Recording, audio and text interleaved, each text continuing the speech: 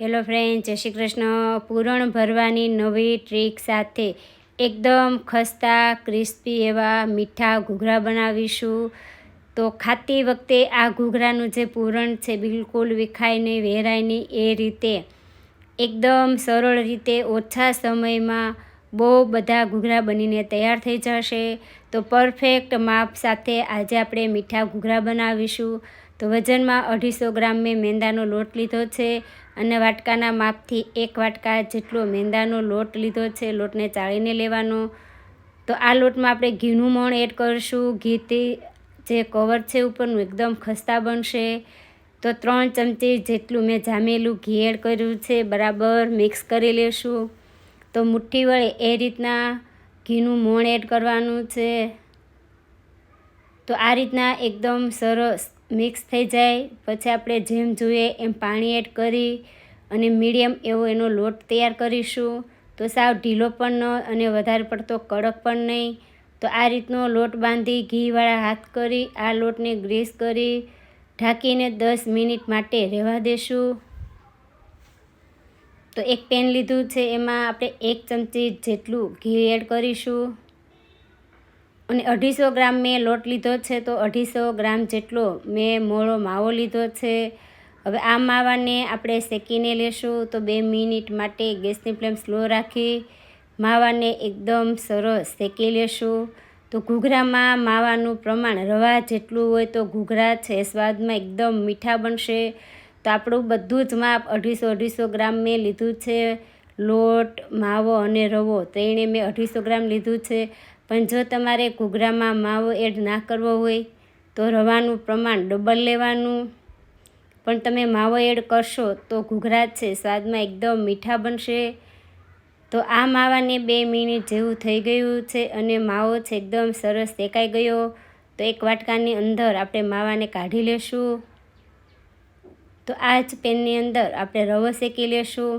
તો 2 મોટા ચમચા મેં ઘી લીધું છે અને એક નાની વાટકી જેટલું ઘી એડ કરીશું. હવે 250 ગ્રામ રવો એડ કરીએ. તો આ રવાને આપણે ઘીમાં 2 મિનિટ માટે શેકી લેશું. તો આ માપ છે એકદમ પરફેક્ટ છે. 2 ચમચા જેટલું ઘીમાં 250 ગ્રામ મેં રવો એડ કર્યો છે. ગેસની ફ્લેમ મીડિયમ જ રાખીશું.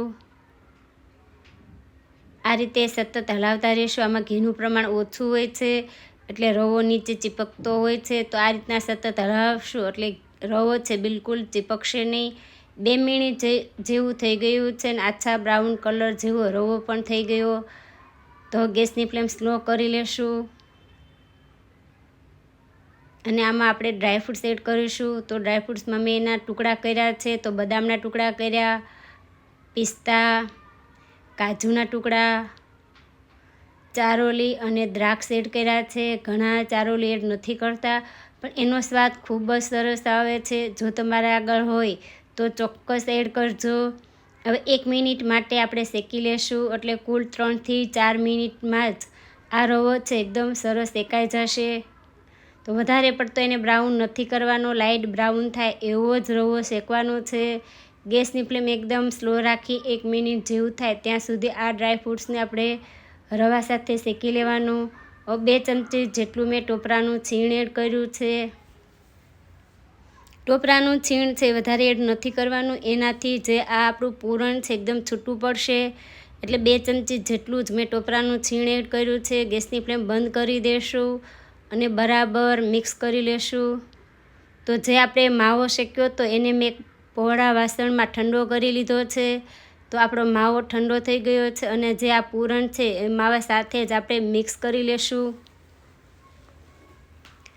તો આ એકદમ પરફેક્ટ માપ છે. 250 ગ્રામ માવા સાથે 250 ગ્રામ મેં રવો લીધો છે. પણ જો તમારે માવો એડ ના કરવો હોય તો રવાનું પ્રમાણ છે તમારે ડબલ રાખવાનું અને ડ્રાયફ્રૂટ છે થોડા વધારે એડ કરવાના. તો એકદમ સરસ આ પૂરણ છે ઠંડુ થઈ જાય પછી જ આપણે દળેલી ખાંડ એડ કરીશું. તો અડધી વાટકી જેટલી મેં દળેલી ખાંડ એડ કરી છે. પછી તમે જેવું ગળ્યું ખાતા હોય એ રીતે તમારે ખાંડ એડ કરવાની છે. તો બરાબર મિક્સ કરી લેશું. તો આ પૂરણ ગરમ હોય ત્યારે ખાંડ એડ કરવાની નથી. ગરમમાં એડ કરશો તો ખાંડનું પાણી થશે એટલે ઠંડુ થાય પછી જ ખાંડનું જે આપણે પાવડર તૈયાર કર્યો છે એડ કરી દઈશું. અને ફ્લેવર માટે મેં થોડો એલચી પાવડર લીધો છે. તો બધી વસ્તુ બરાબર મિક્સ કરી લેશું. તો એકદમ સરસ મિક્સ થઈ ગઈ છે અને આપણે લોટને પણ 10 મિનિટ જેવું થઈ ગયું છે. તો આ લોટને આપણે 1 મિનિટ જેવું સરસ મિક્સ કરી લેશું, મસળી લેશું. તો લોટ છે આપણો એકદમ સરસ મીડિયમ એવો બનીને તૈયાર થયો છે.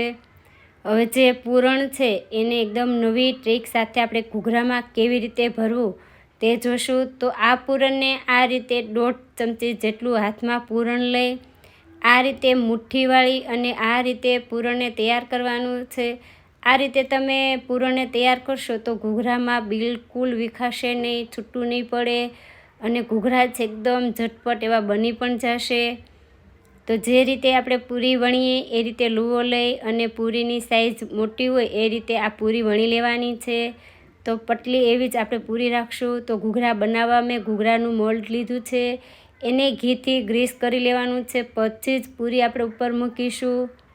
તો આ રીતના મોલ્ડમાં પૂરી મૂકી અને જે પૂરણ તૈયાર કર્યું છે વચ્ચે મૂકી દેશું અને આ રીતે પેક કરી લેવાનું આંગળીએથી એને સરસ દબાવશું અને જે વધારાનો લોટ છે એને આપણે કાઢી લેશું.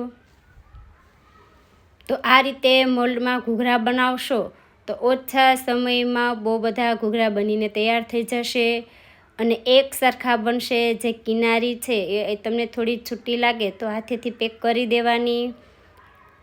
તો એકદમ પતલી એવી કિનારી પણ બનશે. ઘણીવાર આપણે ઘૂઘરા વાળીને બનાવતા હોઈએ તો ઘૂઘરા છે એ જાડા બને અને ખાવાની પણ મજા ના આવે. તો આ રીતે ઓછા સમયમાં બહુ બધા ઘૂઘરા બનીને તૈયાર થશે.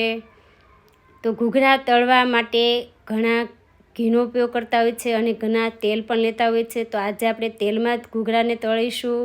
તો ગેસની ફ્લેમ મીડિયમ રાખવાની છે, વધારે પડતું તેલ ગરમ થવા દેવાનું નથી. પછી ઘૂઘરા એડ કરી દેશું. તો જે રીતે પેનમાં ઘૂઘરા આવે એ રીતે આપણે ઘૂઘરાને એડ કરવાના છે. તો ઘૂઘરા થોડા છૂટા રહે એ જ રીતે આપણે ઘૂઘરાને એડ કરીશું. ઘૂઘરા ઉપરા ઉપરી થાય એ રીતે ઘૂઘરાને એડ કરવાના નથી. તો આ રીતે ઘૂઘરા એડ કરી ઘૂઘરાની સાઈડને આપણે ચેન્જ કરીશું. તો હળવા હાથે જ એને આપણે ફેરવી લેવાના છે. તો ઘૂઘરા જે કાચા હોય ત્યારે બધા જારામાં લઈ ફેરવાના નથી. આ રીતે બંને સાઈડ હળવા હાથે ઘૂઘરાને પહેલાં ફેરવી લેશું. એકવાર આ રીતે બધા ઘૂઘરા ફરી જાય પછી જ આપણે જારામાં ઘૂઘરા લઈ અને એને ફેરવાના છે. ગેસની ફ્લેમ મીડિયમ જ રાખી ઘૂઘરાને તળી લેશું. તો આ રીતે ઘૂઘરા હવે ફેરવી લેવાના અને બ્રાઉન કલરના થાય ત્યાં સુધી ઘૂઘરાને તળાવવા દેશું. તો ઘૂઘરા ગેસની ફ્લેમ મીડિયમ રાખીને જ તળવાના છે. જે ઉપરનું કવર છે એકદમ ક્રિસ્પી બનશે એટલે ઘૂઘરા છે ખાવાની ખૂબ મજા આવશે. તો આ રીતે મેં બધા મોલ્ડમાં ઘૂઘરા બનાવી લીધા. ઓછા સમયમાં બહુ બધા ઘૂઘરા બનીને તૈયાર થઈ જશે. તો જે બહારનું કવર છે એકદમ ખસ્તા ક્રિસ્પી એવું આપણું બનીને તૈયાર થયું છે. તમે પણ આ રીતે ચોક્કસ ટ્રાય કરજો. ઓછા સમયમાં બહુ બધા ઘૂઘરા બનીને તૈયાર થઈ જશે. તો આજનો આ વિડીયો ગમ્યો હોય તો શેર કરજો, લાઈક કરજો. આવા જ વિડીયો જોવા ચેનલને સબસ્ક્રાઈબ કરજો. ઘૂઘરાને એક ટાઈટ ડબ્બામાં ભરીને રાખશો તો મહિના સુધી